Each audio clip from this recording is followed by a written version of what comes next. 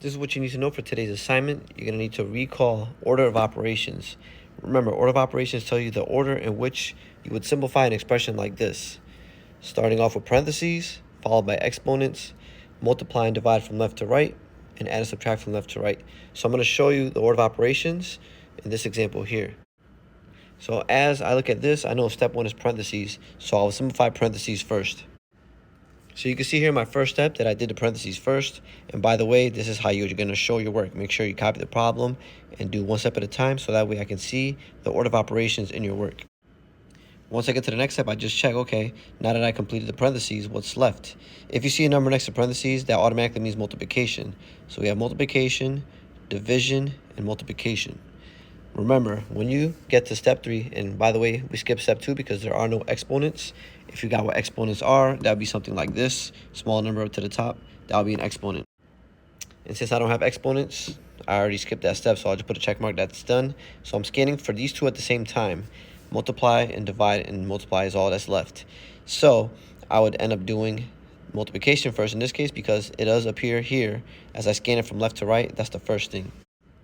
So again, you can see I'm showing my work one step at a time. So I multiplied, I got 4. Now I'm left with 4 divided by 2 times 3. I'm still on step 3 because I have multiplication and division left.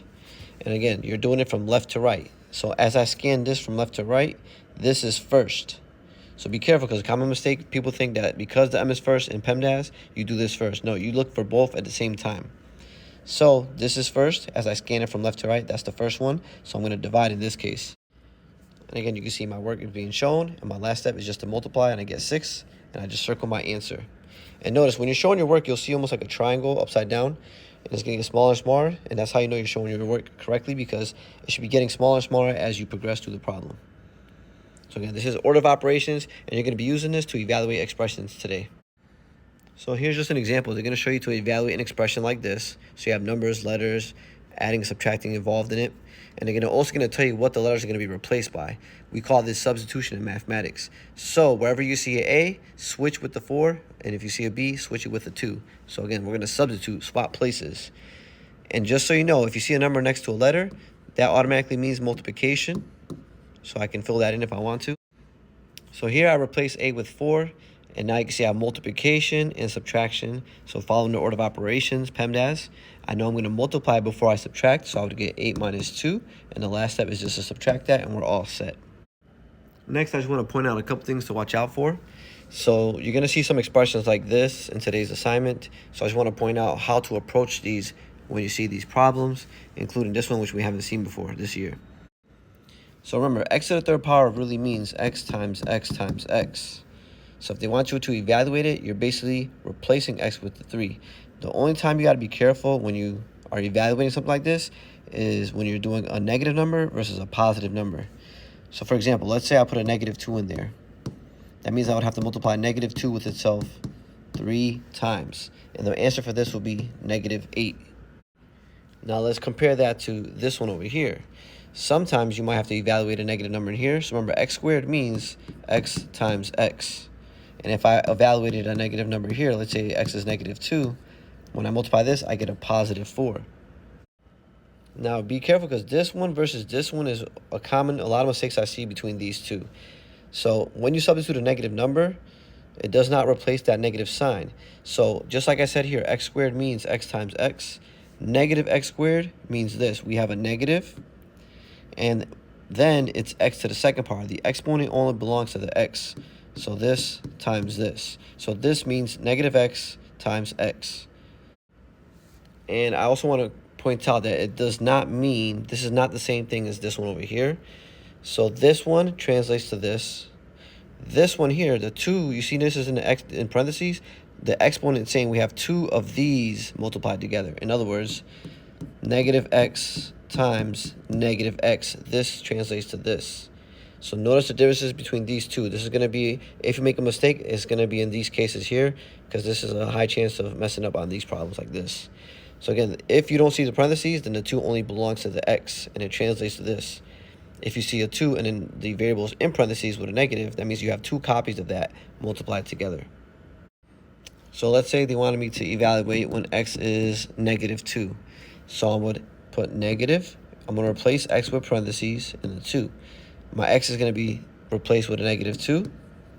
So you notice how you see a lot of negatives. It can be confusing, but this would be negative. And now in parentheses, the 2 belongs to 2 of these. So I have 2 of those negative 2's multiplied together. And my final answer here, a negative 2 times negative 2 would be positive 4. And I still have that negative there. So that means my final answer would be negative 4. Now let's compare that if I were to put a positive 2 in there. So again, a negative, I'm going to put parentheses around the variable x. I'm going to put 2 in place of x. And again, the exponent is telling me that there's 2 copies of the 2 in parentheses. So I have 2 of these. It does not belong to that negative. And if I were to simplify this, 2 times 2 is 4. Right, these become 4, and you still have that negative. So my answer here would be negative 4. Now let's try it in this case. If x is 2, I put my negative, copy everything as is, and the x is swapped out with a 2. The exponent tells me I have 2 of these multiplied together. So I'll write 2 of these multiplied together. And when you multiply this out, you get positive 4. Now let's look at if I were to put a negative 2 in place of x. So again, this negative and this negative are 2 different negatives. This does not replace that. So when I copy it, I usually copy everything as is, identical. And then the x is what I have to replace. Since my x is negative 2, I'm going to put a negative 2 in there. So you can see here, negative, negative 2. A negative times a negative is a positive, so that's just going to give me positive 2. And don't forget, this is telling me I have 2 of those 2's multiplied together, which gives me positive 4. Here's the next example I wanted to show you. So if you have x squared y, so basically remember, exponent still applies the same way.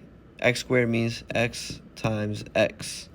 And if you see another variable next to this, that means they're being multiplied together. So I could put here times y. So x squared y translates to x times y. And if I wanted to evaluate these numbers, I just replace my x's with 2's, because again, x is 2, and I replace my y with a 3, because they told me y is equal to 3.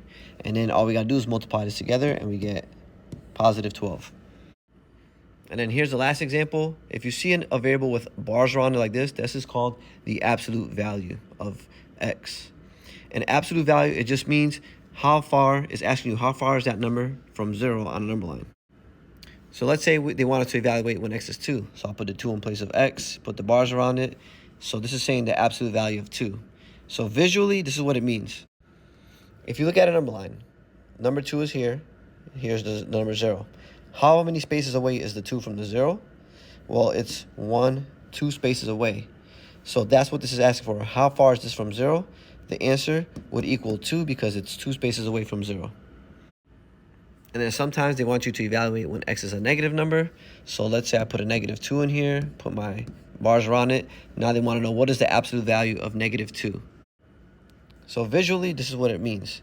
They're asking you, so when you see this, it's asking you how far is that number from 0 on a number line. So I look at negative 2, it's right here, this is 0. How many spaces away? 1, 2 spaces away. So the absolute value of negative 2 is just 2 because that's how far away it is from 0. So again, these are just some examples I wanted to warn you about, but of course, if you have any questions you get stuck in class, just let me know, and I'll help you complete your problems.